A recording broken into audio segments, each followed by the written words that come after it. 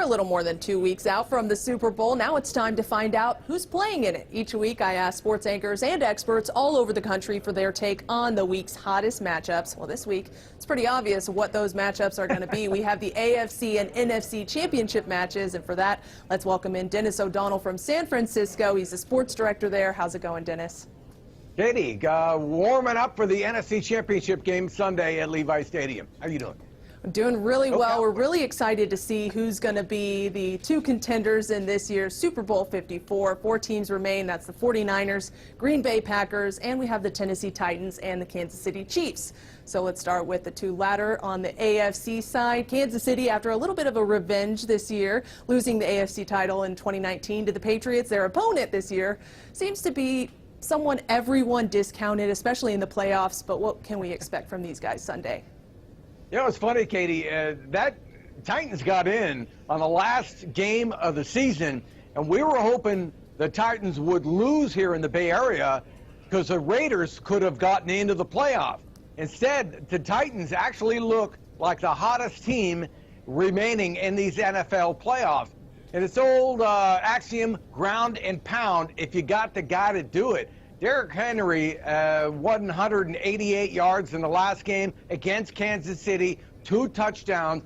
If they come out with that guy, let me put it this way. If that game is close at halftime, Tennessee will upset Kansas City because that guy gets stronger in the second half. Great offensive line, great running back, and Tannehill, a game manager. So I'm not saying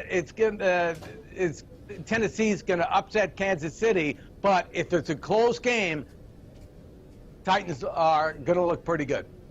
Over on the NFC side, the Niners and the Packers, these two teams with the same record, but who do you think plays on? I think the 49ers. I think this comes strictly down to talent, and I think Aaron Rodgers is the better quarterback on the field on Sunday. But Aaron Rodgers cannot block all those pass rushers coming in.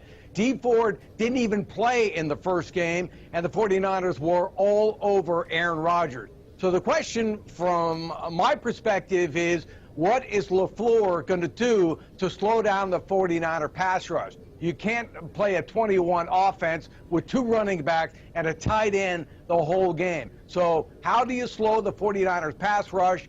That is the key for me for Green Bay on Sunday.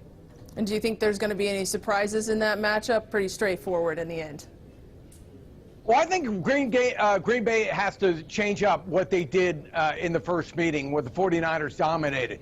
You know, San Francisco is vulnerable to movement in the backfield. Russell Wilson beat him with Seattle.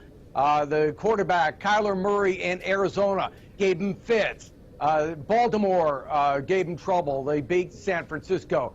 And Matt Ryan, not a particularly mobile quarterback, but there were a lot of misdirection, reverse direction in that game. So if I'm Green Bay, you got to get Aaron Rodgers moving. Rollouts, short dropbacks in the pocket a la Drew Brees. There got to be a little bit more movement so Rodgers has time to throw and can release the football. But it's a tall order given the 49ers' potency of their pass rush. And again, Richard Sherman, Devontae Adams is going to line up on the other side, and he's going to be double covered the whole game. Dennis, I think that it's welcome news for anybody in the Bay Area to hear that the 49ers will probably be the victors in this matchup. Well, thank you so much for joining us today. And you can catch all the action this Sunday when we find out our 2 Super Bowl teams, Tennessee and KC, kick off first at 3:05 Eastern, 12:05 Pacific. Watch that game on CBS. And the Packers and 49ers kick off at 6:40 Eastern, 3:40 Pacific. Katie Johnston for CBS Local Sports.